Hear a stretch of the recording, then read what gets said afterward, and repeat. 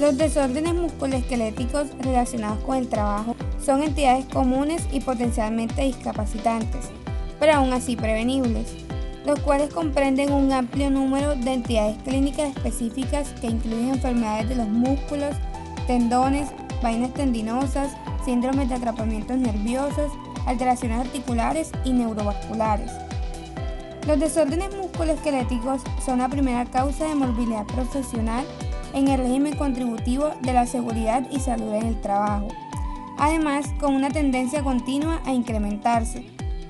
Este panorama de la morbilidad profesional sustenta la elaboración de las 5 guías de atención integral de salud ocupacional basadas en la evidencia, que el Ministerio de la Protección Social entrega a los actores del Sistema Integral de la Seguridad Social. En el presente video hablaremos acerca del latigazo de desórdenes musculoesqueléticos en miembros superiores. Las mencionadas guías, como su nombre lo indica, se han elaborado desde un enfoque integral, es decir, que emiten recomendaciones basadas en la mejor evidencia disponible para poder prevenir, realizar el diagnóstico precoz, el tratamiento y la rehabilitación de los trabajadores en riesgo de sufrir o estén afectados por las enfermedades profesionales objeto del latigazo.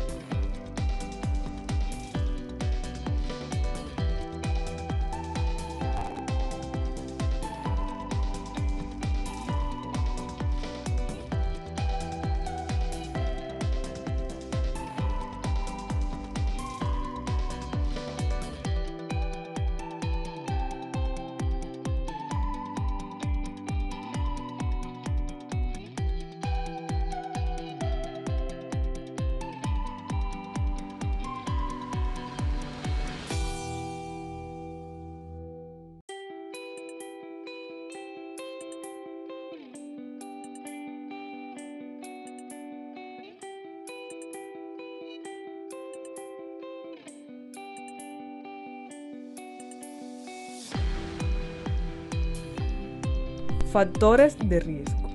Para recordar, un factor de riesgo laboral es el elemento o conjunto de elementos que, estando presentes en las condiciones de trabajo, pueden desencadenar una disminución en la salud del trabajador, pudiendo causar un daño en el ámbito laboral.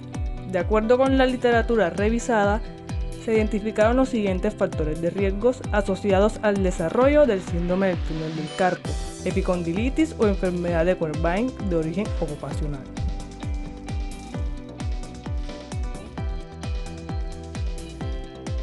Factores de riesgo para el síndrome del túnel del carpo. Conozcamos primero qué es el síndrome del túnel del carpo. Es una afección en la cual existe una presión excesiva en el nervio mediano.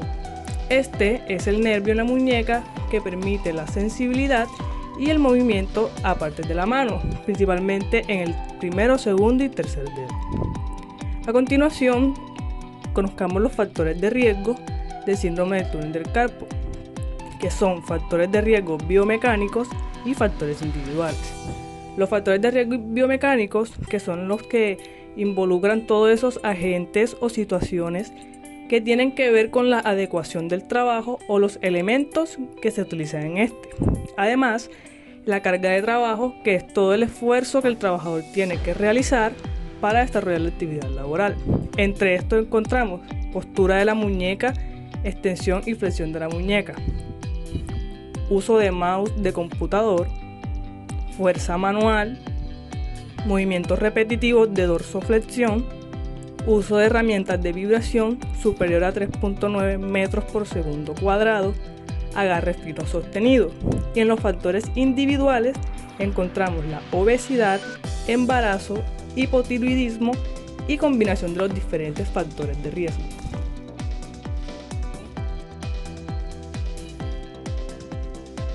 Factores de riesgo para la enfermedad de Corbijn. Esta patología se caracteriza por la irritación e inflamación de los tendones de la muñeca del lado del pulgar.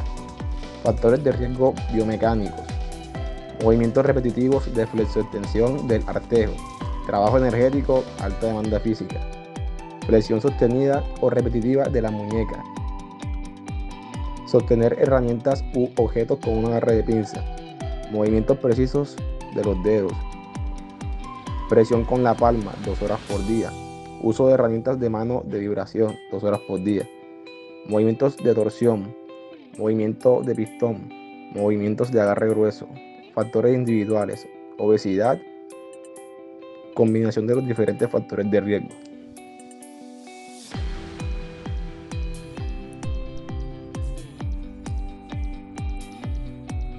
Factores de riesgo para la epicondilitis. La epicondilitis es la irritación del tejido que conecta el músculo del antebrazo con el codo. La epicondilitis cuenta con 3 factores de riesgo: los factores de riesgo biomecánicos, los factores individuales y los factores psicosociales. En los factores de riesgo biomecánicos aquí entrarían lo que es la manipulación de carga, los movimientos de repetición de supino y pronación, los movimientos de precisión y las combinaciones de exposiciones como la fuerza, repetitividad y postura.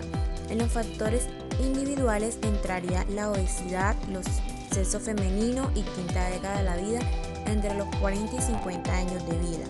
En los factores psicosociales entraría el bajo control de trabajo y bajo soporte social, combinaciones de los diferentes factores de riesgo.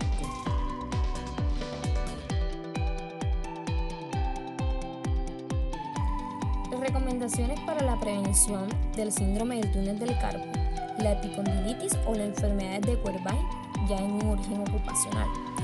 Pues esta se sugiere realizar programas de multicomponente en los cuales incluyen una combinación de intervenciones en ergonomía preventiva, las cuales van dirigidas hacia esa exposición mecánica, como lo son el diseño y el rediseño del puesto de trabajo, y también esas adecuaciones de los equipos, esas intervenciones comportamentales como lo son el entrenamiento y la educación en ergonomía. También se incluye pues esas pausas de descanso, dado que esto lo que hace es que reduce la prevención de síntomas de desórdenes musculoesqueléticas de miembros superiores, las cuales ya van relacionadas pues con dicho trabajo. También se recomienda realizar ya un programa de ejercicio, el cual mejora el entrenamiento de la fuerza, de la flexibilidad y también de la coordinación. También está implementado o se sugiere las medidas integrales para la mitigación de las vibraciones mano-brazo en el trabajador que está expuesto a este factor de riesgo. En el punto de buena práctica, pues ya desde este punto se debe promover el estilo de vida saludable, los cuales van dirigidos hacia la disminución y también el control del sobrepeso y de la obesidad. Y también pues esas intervenciones de ergonomía preventiva que deben estar sujetas al análisis de riesgo de cada empresa.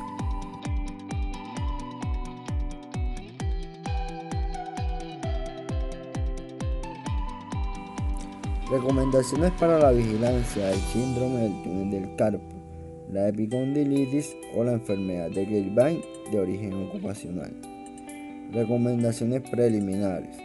Se sugiere un sistema de inteligencia epidemiológica que incluya la vigilancia en salud de los trabajadores y la vigilancia del ambiente de trabajo.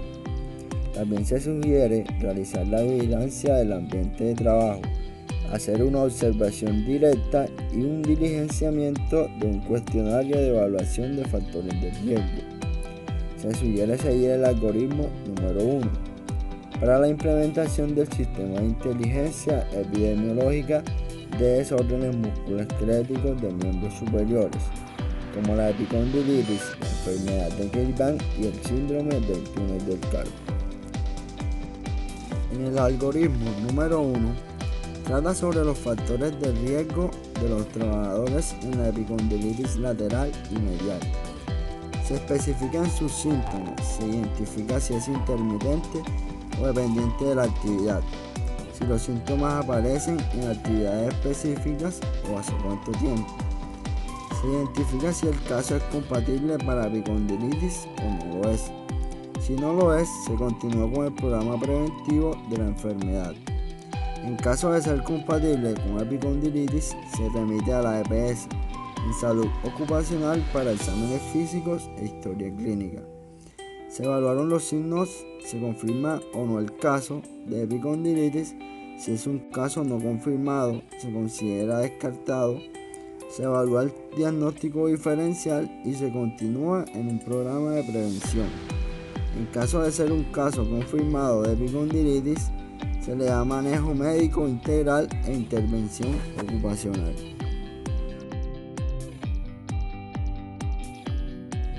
Trabajadores con factores de riesgo de enfermedad de Kirchbein. Se revisan los síntomas de los trabajadores, si se presentan dolor o sensibilidad, si es intermitente o localizada sobre el lado radial de la muñeca, o bien si es un dolor irradiado, se le pregunta la presencia del síntoma y hace cuánto tiempo lo tiene, o si se cumplen los síntomas para una enfermedad de Kirchbein, si es compatible con la enfermedad o quizás no.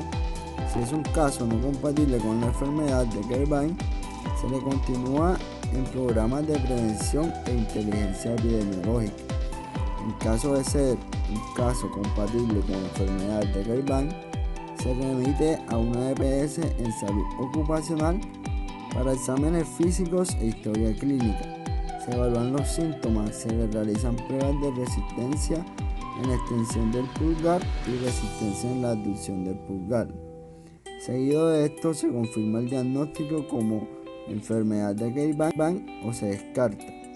En caso de ser un diagnóstico descartado, se evalúa el diagnóstico diferencial y se continúa con el programa de prevención. En caso de ser un diagnóstico confirmado, se inicia manejo médico integral e intervenciones ocupacionales.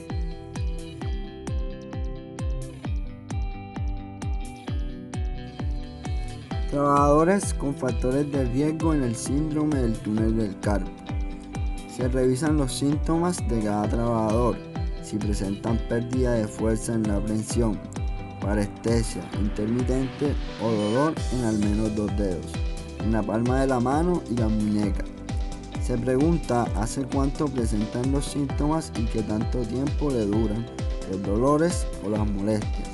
Se revisan si cumplen con casos compatibles del síndrome del túnel del carpo o si es un caso no compatible con síndrome del túnel del carpo. Se continúa en programas de prevención e inteligencia epidemiológica. Por su parte, si es un caso compatible con síndrome del túnel del carpo, se remite a revisión médica en EPS ocupacional para exámenes físicos y se solicitan pruebas de electrodiagnóstico científicas. Y si es un caso confirmado del síndrome del túnel del carpo o si no lo es, si no es un caso confirmado, se evalúa el diagnóstico diferencial y continúa con el programa de prevención. Y por su parte, si es un caso confirmado del síndrome del túnel del carpo, se inicia manejo médico integral e intervenciones ocupacionales.